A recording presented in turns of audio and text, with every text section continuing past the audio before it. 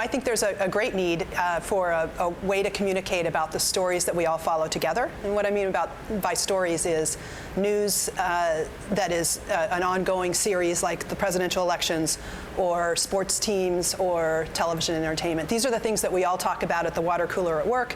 These are the things we talk about with our family in the living rooms. It's something we all do. And today, the current social media platforms are not ideal for conversations. And so we feel like the opportunity is very available for an engaging conversation platform. Why is, for example, Facebook, Twitter not a good platform for conversations? Because in a way, many feel that there was an awful lot put out in terms of people's own viewpoints on these social media areas. Yeah, it's a great question, and I think they're both terrific companies and serve a terrific purpose. If you look at Facebook first, I think the market for personal content, the things that we do every day, the triumphs with our kids and our friends, that sort of stratified with Instagram being the widest reach, the top moments, Facebook being your highlight reel from which you pick your top moment on Instagram, and Snapchat being the engaging conversation place that people have more intimate conversations. And I think the same is going to happen with the personal content, with professional content that's on Twitter, whether it's news, sports, entertainment. Today, I think Twitter's moving up to that broad reach, breaking news, great for celebrities, one-to-many. It's not the safest and most conducive place for conversations. A lot of people feel nervous about trolls. They feel it's worried about and hard to use. But there is an opportunity for a more engaging, fun kind of place to talk about these stories with your friends that is very much consistent with what Twitter's doing.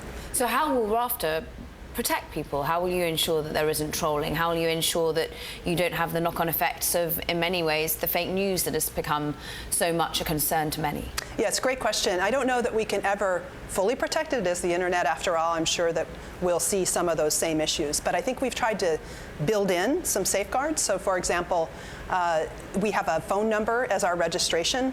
So, and most people only have one phone. So you can't create 30 email accounts under different pseudonyms and troll in the same way that is possible on other networks. And that was a very deliberate decision. In addition, we have curators, content curators that are writing for us each week. And they're linking the best content, and they're governing what kinds of content is linked to the kinds of episodes that we produce. So we have a few safeguards in place that we think will help make it safe, will help make it less susceptible to some of the problems that are out there today. Curation has become a big key talking point, and about whether the human is better than the automation. Are you going to be mixing a bit of both, or is it really just human people who are deciding which stories are of most prevalence, which have the most authority and indeed the most true? You know, we do a mix of both. So first, our users vote with their feet, right? There are 30 million people who follow on Twitter and Facebook the kinds of stories that we are offering. We looked at what people are talking about, what kinds of stories they want to talk about, and right away the human opinion is a part of how we select and curate our stories. Secondly, we're architected around following stories, not following people. And that's the key difference versus other social networks. What happens with other social networks is you're going to get information from your friends and friends of friends and friends of friends, and those circles are getting wider and wider. And sometimes your interests don't overlap necessarily with all of your social graphs. Ours is designed from the get-go to be just following the stories that you care about, and so you're self-selecting. That's where our algorithm comes in, and the technology is that we're only serving posts and serving you stories that are ones that you follow.